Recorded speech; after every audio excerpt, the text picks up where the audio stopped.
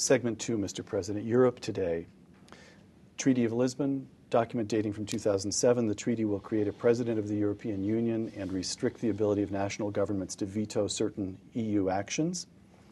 Let me quote you to yourself, two quotations. President Václav Klaus in 2005, quote, "In Europe we witness the crowding out of democracy by post-democracy, a bureaucratic unification of the European continent that shifts government upwards to the level where there is no democratic accountability and the decisions are made by politicians, appointed by politicians, not elected by citizens in free elections." Close quote.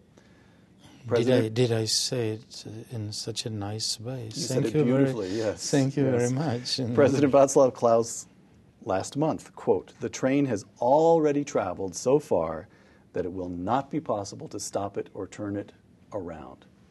What happened? Well, one thing is whether when speaking about the metaphor of the train, yes. Is at the second quotation was about the ratification of the Lisbon Treaty.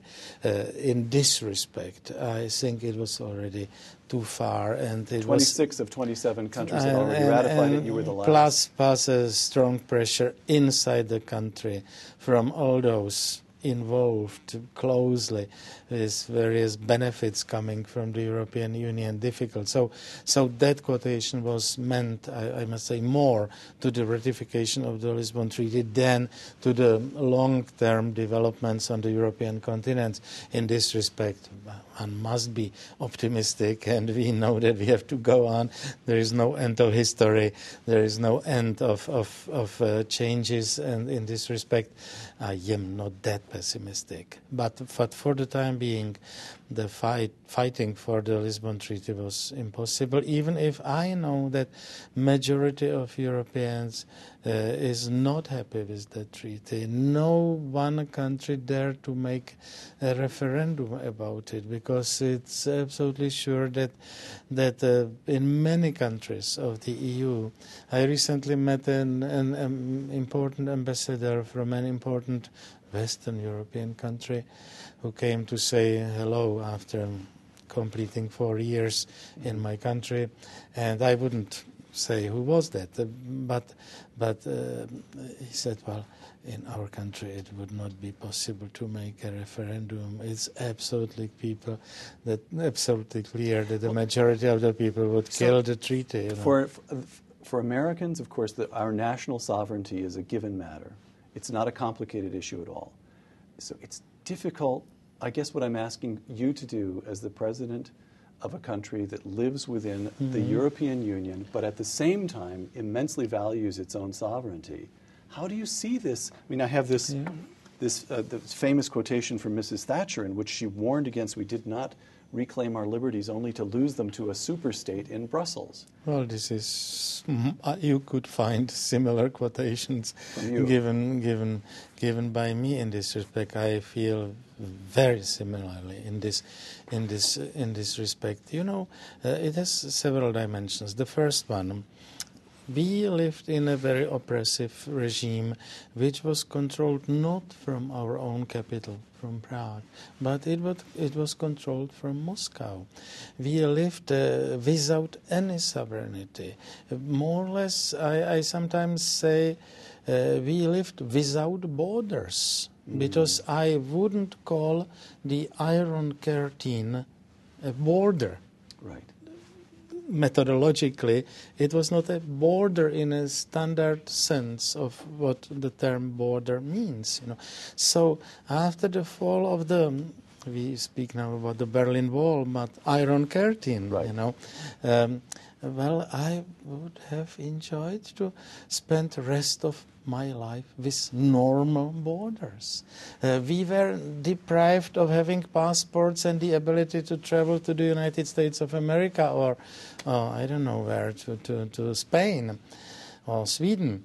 So for me, to have a valid passport with the ability to cross the border, to spend 30 seconds showing my passport, that would sufficient. So I don't need the European unification and the Schengen agreement and no borders in Europe and no passports in Europe, and which means that I can take my car and go today from Prague to Lisbon as you go from New York City to Los Angeles. So I'm unhappy also with that. The third point is that the Americans usually don't understand what we mean by criticizing the European unification. Well, they say, well, we are in United States of America, so why are not you so unhappy with the possible United States of Europe? We live now after the ratification of the Lisbon Treaty in the United States of Europe, even if it is called differently. But that's not the point. The substance is really such. So, and the Americans usually have problems to understand it.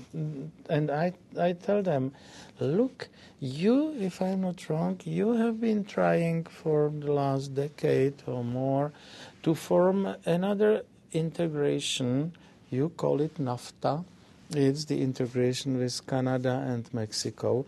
I think you know many problems, but can you imagine that someone would tell you that to have three independent currencies, US dollar, Canadian dollar, and peso, that it's a wrong idea? So what about making one single currency area called peso dollar or something like that, or NAFTOR, or right, I don't know, NAFTOR would be a great idea. And they look at me. You ask, "Are you serious?" I say, "No, I am serious. This is exactly what is going on in Europe these days.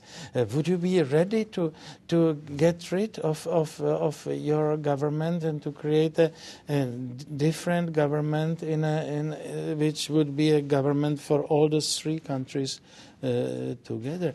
And then when I try to argue along those lines, the Americans, it seems to me, start to grasp a little bit my criticism of it.